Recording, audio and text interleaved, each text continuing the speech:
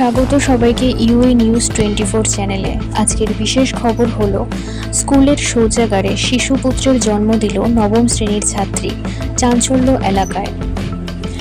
স্কুলে থাকাকালীন আচমকাই পেটে অসহ্য ব্যথা আর তারপর স্কুলের শৌচাগারে শিশুপুত্রের জন্ম দিল এক কিশোরী।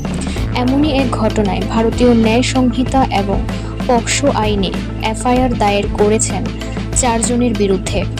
জানা গিয়েছে সুস্থ আছে মা এবং শিশু দুজনেই। কর্ণাটকের ইয়াদিগুড়ির এক স্কুলে এই ঘটনা ঘটেছে বলে জানা যাচ্ছে। জানা গেছে 27শে আগস্ট দুপুর 2টো নাগাদ ঘটনাটি ঘটেছে। ওই নাবালিকার সহপাঠী স্কুল কর্তৃপক্ষকে ঘটনার কথা জানায়। কিশোরী ও সদ্যজাত দুজনকে দ্রুত হাসপাতালে নিয়ে যাওয়া হয়। দাবি, শিক্ষাবর্ষের শুরু থেকেই নাকি স্কুলে অনিয়মিত ছিল ওই নাবালিকা। অভিযোগ, প্রথম 9 মাস আগে যৌন হেনস্থার শিকার হয় সে।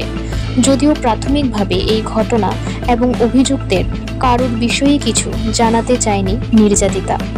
নাবালিকার দাবি, স্কুলের শৌচাগারে সে পেটে অসহ্য ব্যথা অনুভব করে, তারপর সেখানেই সন্তানের জন্ম দেয়। কর্ণাটকের শিশু অধিকার সুরক্ষা কমিশন এই বিষয়ে রিপোর্ট তলব করেছে। তদন্তে 28 বছরের এক তরুণের নাম উঠে আসছে বলে পুলিশের দাবি।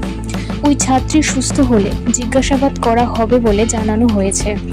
অন্যদিকে পুলিশ জানিয়েছে স্কুল কর্তৃপক্ষ অথবা নাবালিকার দাদা কেউই ঘটনার কথা পুলিশকে জানানোর প্রয়োজন মনে করেননি।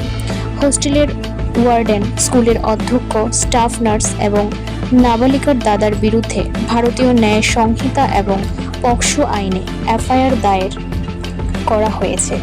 পাশাপাশি কর্ণাটক রেসিডেন্সিয়াল ইনস্টিটিউশন সোসাইটি ওই স্কুলের 4 কর্মীকে সাসপেন্ড করেছে।